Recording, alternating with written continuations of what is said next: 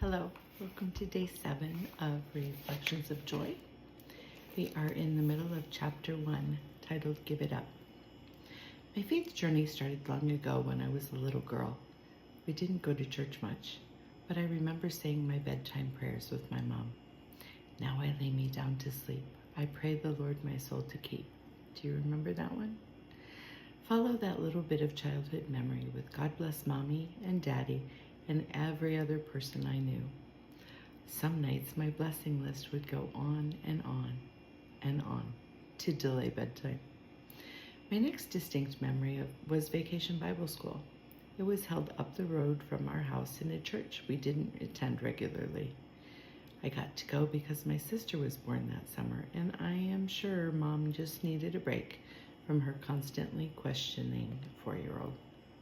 At VBS, I learned another oldie but goodie.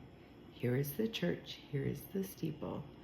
I remember practicing in the back seat of the car so I could show my grandparents. How exciting. That was the extent of my church life until junior high. We didn't go to church, but somehow we must have lived church because I remember feeling like God was a big deal.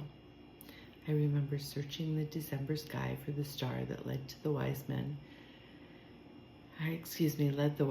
to the baby Jesus, and I remember praying to him when our home seemed out of control. Junior high brought a lot of changes in my world. My parents were not getting along. They separated for some time, and when my dad quit drinking, Mom let him move back in. Life was super cool for a while, like so amazing. I thought God had answered all my prayers, and we would live happily ever after as a family of 4. We talked at the dinner table. Dad helped with homework, and he went with us to swim meets. Basic family outings became special events simply because they had never happened before. Work stress and untreated coping habits eventually led Dad to buy a 6-pack, which turned into much more over the months to come. My mom filed for divorce, and he moved 17 hours away, and suddenly, Mom decided we should go to church. There's probably more to it, but that's what I remember, and if I ever go to therapy, there's a bucket load of things I need to work out before I get to that. I loved attending church, and I dove headfirst into everything, like confirmation class and choir. I met new friends and eventually joined the youth group. Confirmation was led by the senior pastor, who was a good man and a good preacher. I learned things I didn't know, and that was important. But youth group was the bomb. It was led by the associate pastor named Jerry. He lived in the parsonage next door to the church, and he was so good about planning activities that let us all just be together. We went horseback riding and raked leaves and baked bread at his house. I don't remember discussing scripture, but I certainly remember feeling loved, and more importantly, feeling like I was part of something good. Mom remarried a few years later, and we moved a couple of hours away from that church. But I've never forgotten the people who helped me with the earliest formation of my faith.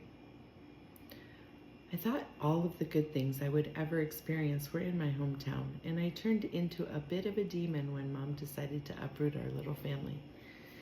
I'm not terribly proud of that time. I was lippy and absent and determined to make her pay. We joined a new church where she had taken a job as an administrative coordinator. We attended regularly as a family, but in hindsight, she probably would have preferred if I stayed home. I made it my mission to pull scripture out of context to use against people who thought differently than I did. I still stand behind the reasons I did so, but as a more mature Christian, I dislike it very much when people isolate a few words to shove an opinion down the throat of someone else. I took a break from all things church after high school, citing work and school as my main excuse. In my hiatus, I still believed in God. I just wasn't sure if he believed in me. In the meantime, I started college, quit college, and accepted a full-time job. Before I knew it, I fell in love.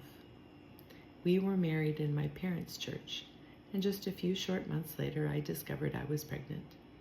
My friends, that was it for me. the miracle of life inside me turned me to prayer over and over again.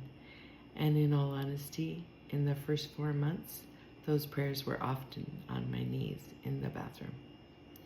I was young and so in love with the little creature twisting and turning inside of me. I may have been a skeptic before, but in those early months of my 21st year, I came to believe in all God can do, and I never felt so blessed or so in love.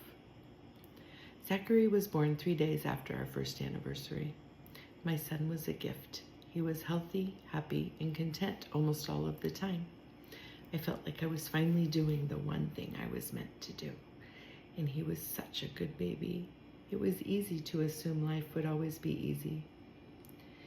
The early years of motherhood flew by in a blur. As young parents, we worked a lot and often manipulated our schedules so one of us could be home with Zach. Late night shifts and money fights got in the way of all the good times. And once again, I forgot that I could turn to God for anything. My marriage fell apart. And I could blame 100 different things, but as I sit here 30 years later, I can only blame the lack of good role models, my lack of commitment, and our inability to communicate. I remarried a few years later, and after some time, we decided to have another child. I was pregnant within months, and again, I realized there was something incredible about carrying life within me, and not surprisingly, my faith was rekindled. Samuel was born on a cold December night. He was a month early, but seemingly perfect at first breath. However, his health turned at an alarming rate. Within minutes, he was whisked away from our hospital room into NICU for evaluation. Our youngest son was in critical condition, requiring 3 blood transfusions over several days to compensate for his critically low hemoglobin. The doctors hoped to jumpstart his body into producing red blood cells. I prayed more than I've ever prayed.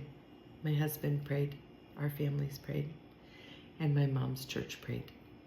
Everyone prayed. We walked out of the hospital 10 days after he was born, thanks to doctors and nurses and one donor who gifted us with enough plasma to give my tiny son the time he needed to heal. Our little boy grew and thrived with no apparent consequences, and we gave thanks. My next spirit-led encounter occurred at his 6-month checkup. His pediatrician swooped into the exam room excited to share he had presented Sam's case to a group of his peers just the day before. Why is that?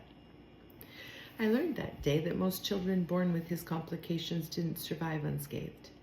In fact, he may have been one of the first infants to survive and thrive. My thankfulness grew. My faith grew. God had given me my own little miracle, and I owed him so much. That's where we're going to end today. I hope you're enjoying this. I'm enjoying this, and we'll see you again tomorrow. Bye.